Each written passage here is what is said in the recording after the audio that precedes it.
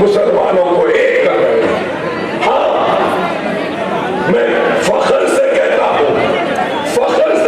हूं, डरे बगैर कहता हूं, मैं मुसलमान हूं।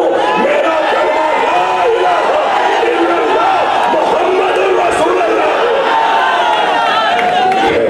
हमसे हक तलफी हो रही है, हमारे घरों पे बुलडोजर चल रहा है, तो इसके जिम्मेदार सिर्फ भारतीय जनता पार्टी आरएसएस संघ परिवार नहीं, इसके जिम्मेदार कांग्रेस की नाकामी है, उनकी नाअहली है, उनकी लापरवाही है।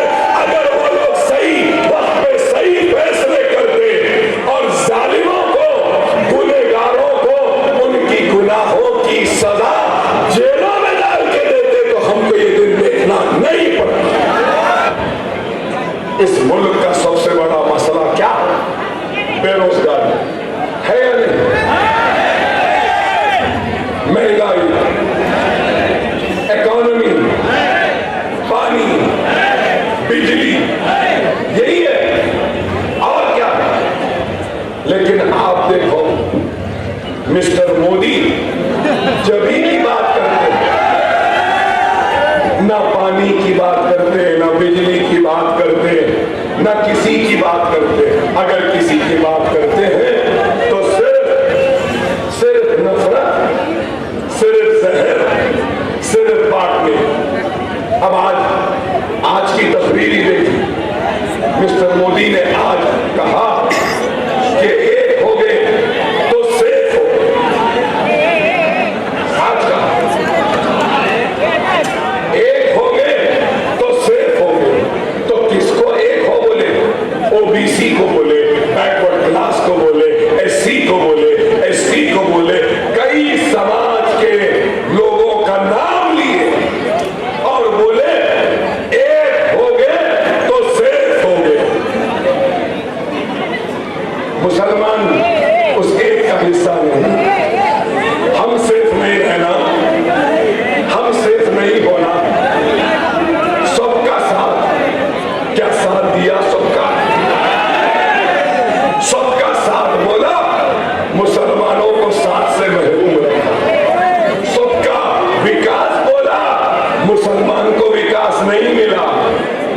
आपसे नहीं, आरएसएस वालों से पूछ रहा हूं।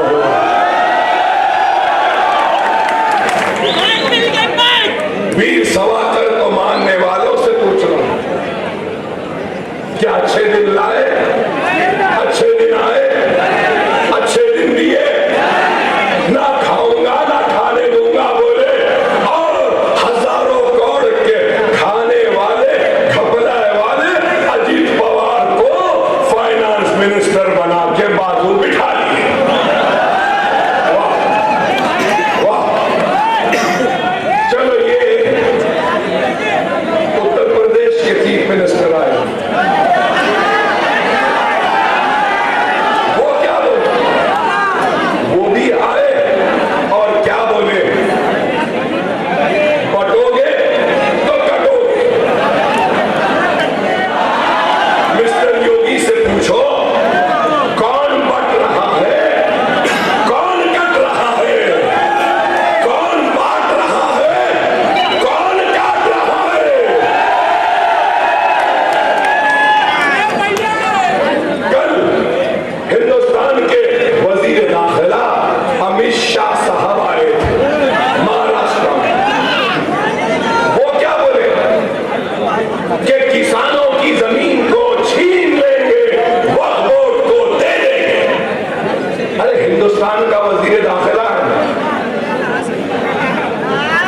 अमित शाह साहब, आपकी जमीन होगी, आपका घर होगा, आपके नाम रजिस्टर्ड हो गई,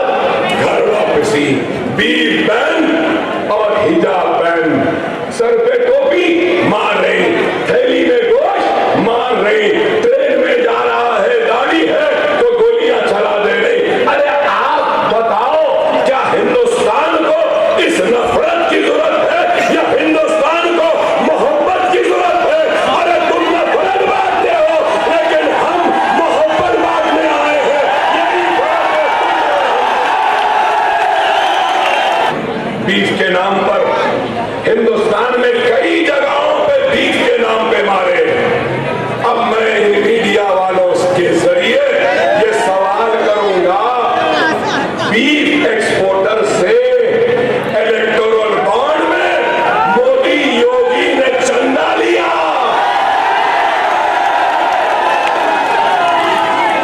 बीफ है बोल के मारे, बीफ खाते बोलकर मारे, बीफ के कारोबार है कह के मारे। अरे गांव रक्षकों,